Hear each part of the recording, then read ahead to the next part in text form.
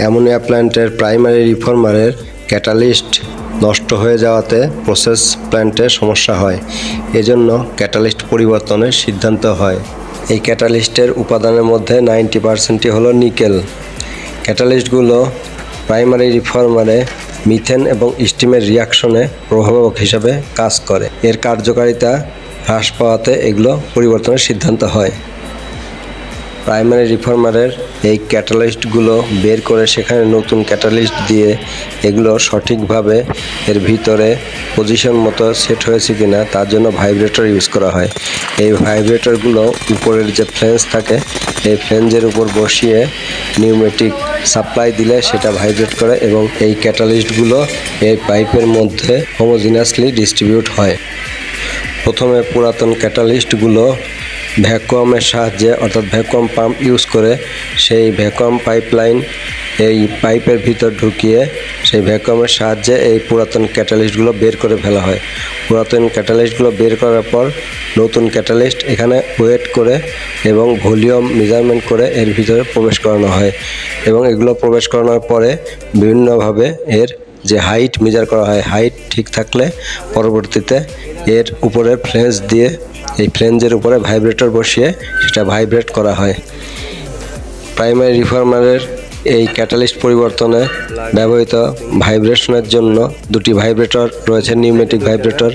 এই ভাইব্রেটরগুলো ব্যবহৃত হবে জন্য এগুলো নিউমেটিক সাপ্লাই দিয়ে পরীক্ষা করা হয়, কিন্তু ভাইব্রেটরগুলো খুলে দেখা যায় এগুলো বেশ এর ভিতরে বিভিন্ন মরিচা পড়ে গিয়েছে এবং স্প্রিং টেনশনও কিছুটা পরিবর্তিত হয়েছে।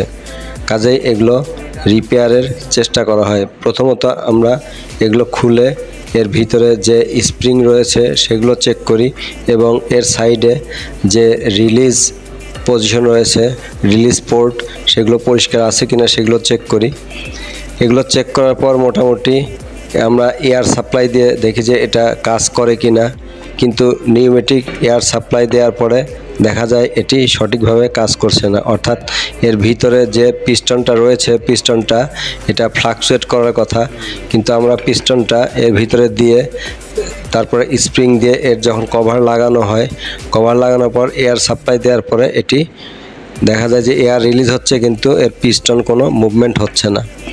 কাজেই এটা সঠিকভাবে কাজ করানোর জন্য আমরা পরবর্তীতে এর সম্পূর্ণ যে স্প্রিং, ভিতরের পিস্টন এগুলো সব খুলে ফেলি এবং এর রিলিজ পোর্ট সহ এর বিভিন্ন যে ভিতরের স্থানগুলো বা জায়গাগুলো এবং পিস্টন সহ স্প্রিং সহ সবগুলো সুন্দরভাবে ক্লিনিং করি।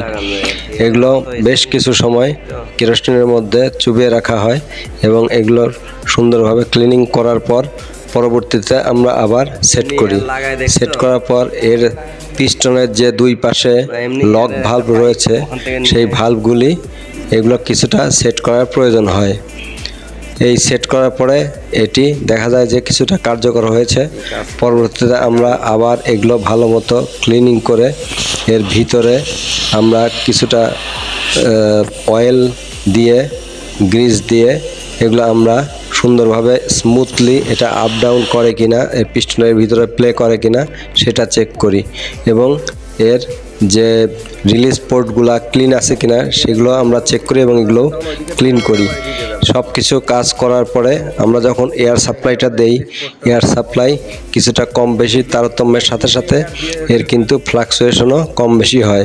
এবং আরেকটা বিষয় লক্ষ্য করা যায়, এই ভাইব্রেটরের যে দুই পাশের অ্যাডজাস্টমেন্ট লক যে ইউনিট রয়েছে সেটি আমরা যখন বেশি করে টাইট দিলাম, অর্থাৎ এর যে ট্রাভেলিং ডিস্টেন্সটা এটা কমে যাওয়াতে এটা তখন দ্রুত ফ্লাকচুয়েট করেছে এবং তখন এর ভাইব্রেশন রেটটাও বৃদ্ধি পেয়েছে। এভাবে আমরা এটা সম্পূর্ণ কাজটা সম্পন্ন করি এবং সম্পন্ন করার পর এটা অ্যামোনিয়া শাখাকে দেওয়া হয়। অ্যামোনিয়া শাখায় এটি এর ভিতরে যে প্রাইমারি রিফর্মারের এর যে ক্যাটালিস্ট এটা পরিবর্তন করার পরে বা এর যে ভিতরে পরিবর্তন করার পরে নতুন ক্যাটালিস্ট দিয়ে তারপর ফ্লেঞ্জের উপর এটা বসিয়ে air supply, pneumatic air supply এটা কানেক্ট করে ভাইব্রেটরটি চালানো হয়। ভাইব্রেটরটি চালানোর পর দেখা যায় এটি কার্যকারিতা সঠিক রয়েছে এবং এভাবে এর যে ক্যাটালিস্ট পরিবর্তনের কাজটি অগ্রসর হয়।